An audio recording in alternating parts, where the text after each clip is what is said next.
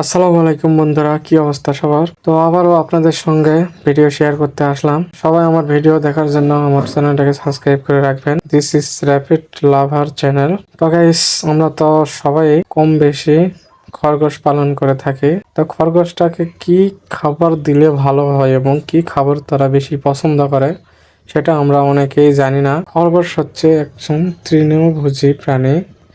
সে ক্ষণ ঘাস খেয়ে জীবন ধারণ করে থাকে। কিন্তু শুধু ঘাস না, ঘাসের সাথেও আরেকটা জিনিস দিতে হবে, তাহলে তার স্বাস্থ্য ভালো থাকবে। সেটা হচ্ছে গমের ভুসি। দানাদার খাদ্যের মধ্যে আমি এই গমের ভুসিটাই বেশি পছন্দ করি। আমার খরগোশেরাও অনেক পছন্দ করে। এই গমের ভুসিটা খেলে তাদের স্বাস্থ্যটা অনেক ভালো থাকে। আমি 90% ঘাস দেওয়ার চেষ্টা করি এবং 10% গমের ভুসি দেওয়ার চেষ্টা করি। আর খরগোশগুলো দেখেন কতটাই গমের ভুসি আনন্দ করে খেয়ে নিচ্ছে। তো এটা হচ্ছে আমার ফিমেল খরগোশটা, যে 6টা বাচ্চা দিয়েছে। তো বাচ্চাকে 1 থেকে 30 দিন কিভাবে সুস্থ রাখবেন সেটা আমি আমার একটা বড় ভিডিওতে দিয়ে দিয়েছি।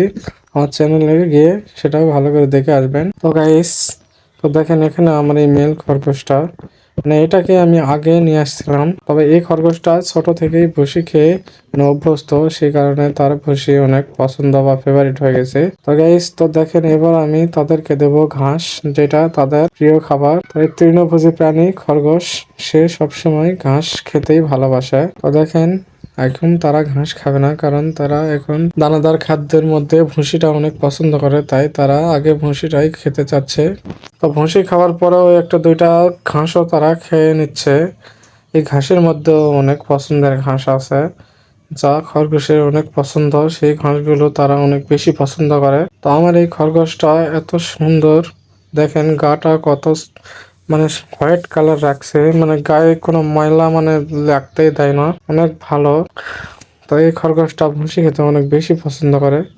তো আমি মেল আর ফিমেল খরগোশটাকে আলাদা করে রাখি, কারণ যারা আমরা খরগোশ পালন করি তারা সবাই জানি যে মেল এবং ফিমেল খরগোশটাকে আলাদা করে রাখতে হয়। তো গাইস, এটা হচ্ছে আমার ফিমেল খরগোশ। তো এই বাচ্চা দিয়েছে, একে একটু ভালো করে খাবার দাবার দিতে হবে, নইলে 6টা বাচ্চা ভালো করে দুধ পান করতে পারবে না। তো গাইস, খরগোশ যখন বেবি হয়ে যাবে বা বাচ্চা দেবে, তখন খরগোশকে যা খাওয়ানো আগে থেকে তার 2 গুণ খাবার বেশি করে দিতে হবে, কারণ তার খাবারের চাহিদা অনেক বেশি থাকবে, কারণ তার 6টা বেবিকে দুধ খাওয়াতে হয়। তাই দুধের উৎপাদন বেশি করার জন্য তাকে বেশি বেশি খাদ্য দিতে হবে। তো প্রতিদিন খরগোশ বিষয়ক নানান তথ্য পেতে আমার এই দিস ইজ রেবিট লাভার চ্যানেলটা সাবস্ক্রাইব করে রাখুন। আর ভিডিও ভালো লাগলে একটা লাইক দিন। আজকে এই পর্যন্তই। আপনারা সবাই ভালো থাকবেন। আল্লাহ হাফেজ।